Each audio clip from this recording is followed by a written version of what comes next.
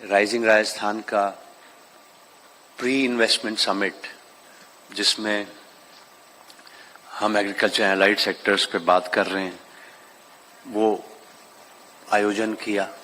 बड़ी मेहनत की पूरी टीम ने।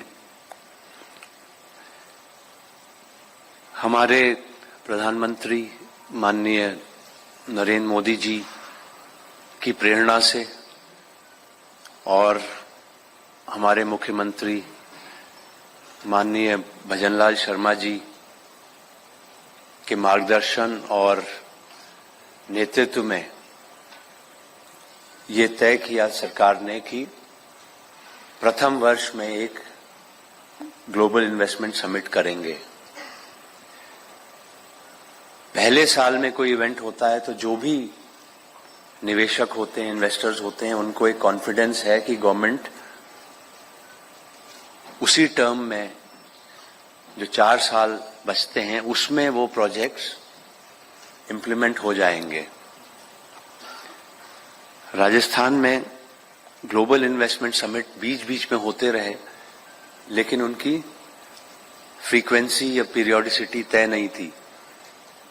जैसे दूसरे प्रदेशों में समिट्स होते हैं, तो कहीं 2 साल में एक बार फिक्स है, कहीं 3 साल में फिक्स है, कहीं हर साल फिक्स्ड है। तो मुख्यमंत्री जी ने तय किया, जनवरी के महीने में ही घोषणा की कि हम फर्स्ट ईयर में एक समिट करेंगे। और वो समिट अब राइजिंग राजस्थान के नाम से प्रचलित हो रहा है। 9 से 11 दिसंबर को जयपुर में ही सीतापुरा कन्वेंशन सेंटर में आयोजित होगा। फिर जैसे जैसे कॉन्सेप्चुअलाइजेशन हुआ, ये सोचा गया कि सेक्टोरल प्री समिट्स भी कराएं, डिस्ट्रिक्ट वाइज समिट्स भी कराएं। तो 13 सेक्टर्स के अलग अलग समिट्स हो रहे हैं। जिस श्रृंखला में आज का समिट है एग्रीकल्चर एलाइड सेक्टर्स का, और डिस्ट्रिक्ट वाइज समिट्स हो रहे हैं। कई डिस्ट्रिक्ट में हो चुके, कई में अगले 1 महीने में हो रहे हैं। हमारे कृषि सचिव महोदय ने बताया ऑलरेडी 20,000 करोड़ के एमओयू तो हो गए हैं, कुछ उनमें से आज एक्सचेंज होंगे। उससे भी ज्यादा महत्वपूर्ण बात है डायरेक्ट इनडायरेक्ट एम्प्लॉयमेंट 2.25 लाख से ज्यादा का इस सेक्टर में हो सकेगा। जो ये प्रोजेक्ट्स आएंगे, इंडस्ट्रीज आएंगी, चाहे डेयरी सेक्टर में हो, चाहे फूड प्रोसेसिंग हो, चाहे वैल्यू एडिशन हो एग्री प्रोडक्ट्स का, कोई भी हो, क्योंकि सबसे डायनामिक सेक्टर हमारे देश में और प्रदेश में एग्रीकल्चर एलाइड सेक्टर्स हैं। लोगों को इकोनॉमिक सेक्टर्स, इंफ्रास्ट्रक्चर सेक्टर्स ज्यादा आउटवर्डली ग्लैमरस लग सकते हैं, लेकिन सबसे सॉलिड अगर कहीं काम करने की गुंजाइश है तो वो है एग्रीकल्चर और सोशल सेक्टर्स में। इसीलिए जो हमारे सबसे बेहतरीन अधिकारी हैं उनको एग्रीकल्चर एलाइड सेक्टर्स में हम लोग अपॉर्चुनिटी देते हैं, क्योंकि जितना सेटिस्फैक्शन इन सेक्टर्स में मिल सकता है काम करके, उतना और कहीं नहीं मिल सकता।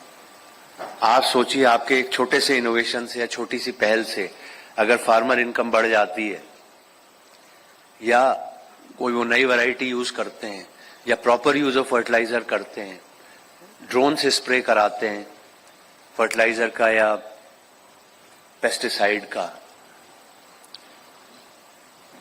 तो या वैल्यू एडिशन करते हैं अपने क्रॉप से कुछ दूसरा आगे, कुछ छोटी, भले ही छोटे लेवल की इंडस्ट्री हो, तो कितने बड़ा एक सेटिस्फैक्शन है। लाखों लोगों की अगर आपने इनकम बढ़ा दी directly indirectly, through dairying, through agriculture, through horticulture.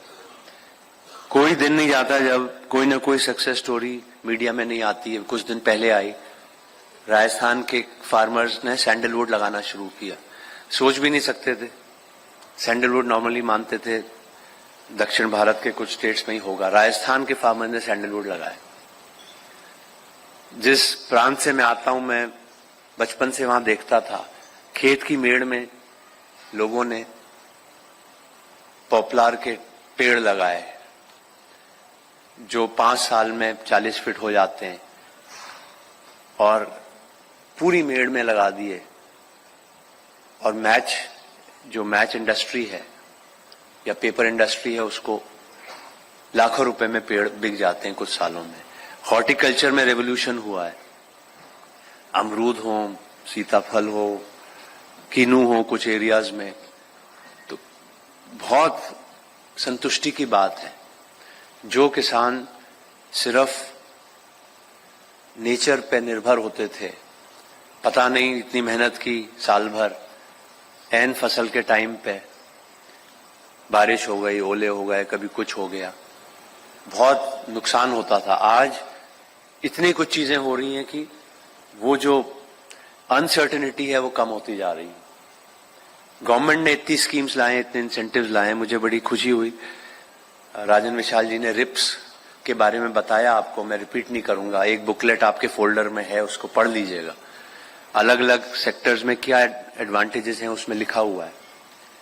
किस तरह से सोलर एनर्जी को हम यूज कर रहे हैं हॉर्टिकल्चर के लिए, एग्रीकल्चर के लिए।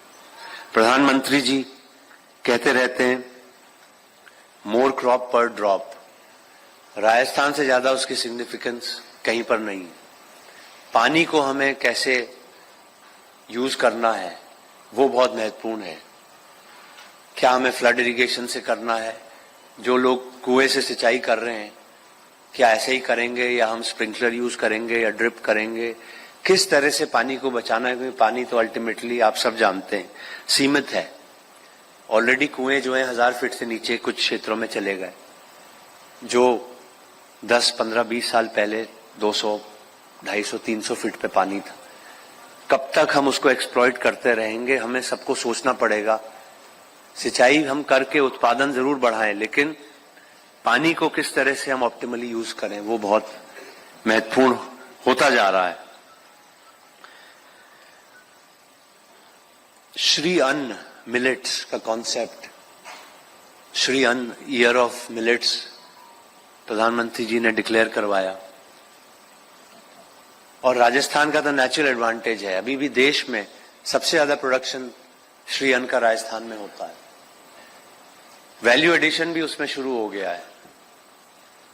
आज सुबह ही मुझे घर पे रागी का बिस्किट दिया गया चाय के साथ, तो मुझे अच्छा लगा। 10 साल पहले बाजरे के बिस्किट, रागी के बिस्किट, ये वो चीजें आम मार्केट में नहीं थी, आज हैं, लेकिन और ज्यादा करने की आवश्यकता है। Sky is the limit. जितना करेंगे हम अपने फूड आइटम्स, फूड प्रोडक्ट्स को जितना वैल्यू ऐड करके मार्केट में लाएंगे, उतनी अच्छी इनकम सबकी बढ़ती जाएंगी। समित शर्मा जी ने बड़ा अच्छा गाना गाया, मनोज कुमार और मुकेश जी की याद आई, लेकिन जो उन्होंने कहा बिल्कुल रेलेवेंट है। जो 50 साल पहले जो चीज थी वही आज भी है और आगे भी रहेगी। इसी देश की, इसी हमारे प्रदेश की धरती जो है वही सोना उगलेगी, और अगर हम उसका ध्यान रखेंगे तो गलती रहेगी। अगर केमिकल फर्टिलाइजर से हम उसका नाश करेंगे तो बड़ा मुश्किल है। इसीलिए ट्रेंड है अब natural farming, organic, chemical fertilisers का यूज कम होना, बायो फर्टिलाइजर्स का यूज ज्यादा होना, लेकिन उस गति से नहीं हो रहा है। लोग अभी भी हम यूरिया डीएपी के होड़ में लगे हुए हैं। नैनो यूरिया, नैनो डीएपी ज्यादा इफेक्टिव है, कम यूज होता है, खर्चा भी कम है, लेकिन उसका प्रचार उतना नहीं है। उल्टा कई जगह उसका विरोध होता है। तो ये सब चीजें बहुत बड़े लेवल पे लोगों को जागरूक करने की आवश्यकता है। किस प्रकार से हम इस धरती को, जिसने हमें सब कुछ दिया, यदि उसकी उत्पादकता हमें कायम रखनी है लंबे समय तक, अगर उसको सोना उगलना है, हमें केमिकल का यूज को सीमित करना पड़ेगा। श्री अन्न के लिए मैं विशाल जी से रिक्वेस्ट करूंगा,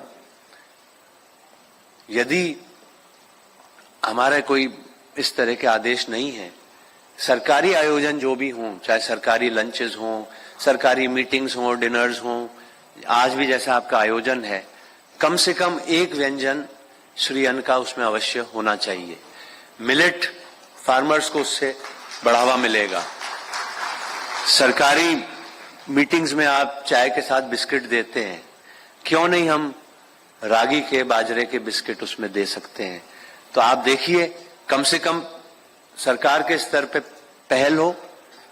अगर कोई ऐसा जियो नहीं निकला है तो आप संबंधित से बात करके निकालिए। हम ही अगर अपने उत्पादों को बढ़ावा नहीं देंगे तो हम दूसरों से कैसे अपेक्षा कर सकते हैं। 5 P's की बड़ी अच्छी बात इन्होंने कही, मैं रिपीट नहीं करूंगा, बहुत रेलेवेंट है। और 20,000 करोड़ के आज MOU साइन हो रहे हैं। हमारे जितने इन्वेस्टर्स हैं, मैं सबको आश्वस्त करना चाहूंगा, जो आपने MOU साइन किया है उसके इम्प्लीमेंटेशन की जिम्मेदारी सरकार की है। हर MOU का मॉनिटरिंग एक पोर्टल से होगी, आप स्वयं देख सकेंगे आपने जो MOU साइन किया वो किस स्टेज पे है। उसके लिए हर विभाग में नोडल ऑफिसर होंगे, जो आपके प्रोजेक्ट में अगर कोई परेशानी आ रही है, कोई क्लियरेंसेस की प्रॉब्लम है, तो उसको वो फॉलो करेंगे। आपके बिहाफ पे सरकारी अधिकारी उसको फॉलो करेंगे, चाहे बिजली से रिलेटेड इशू हो, पानी से रिलेटेड हो, पोल्यूशन का क्लियरेंस हो, कुछ भी हो। तो ये फैसिलिटेशन आपको सरकार द्वारा दिया जाएगा। मुझे खुशी है 20,000 करोड़ के MOU ऑलरेडी हो गए। अभी मेन इवेंट 1.5 महीने दूर है।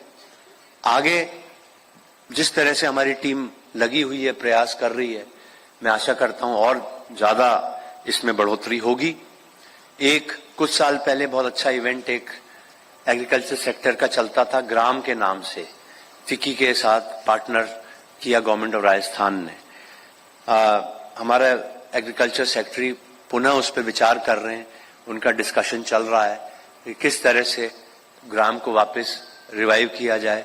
मैं रिक्वेस्ट करूंगा कि इस पर क्लोजली काम करें, जो भी आपको क्लियरेंसेस लेनी है उसको लें, क्योंकि एग्रीकल्चर एलाइड सेक्टर इतना बड़ा है। अगर आप ये वीडियो YouTube पर देख रहे हैं तो हमारे चैनल को सब्सक्राइब करें और बेल आइकन को दबाना ना भूलें। अगर आप Facebook पर ये वीडियो देख रहे हैं तो हमारे पेज को लाइक करें।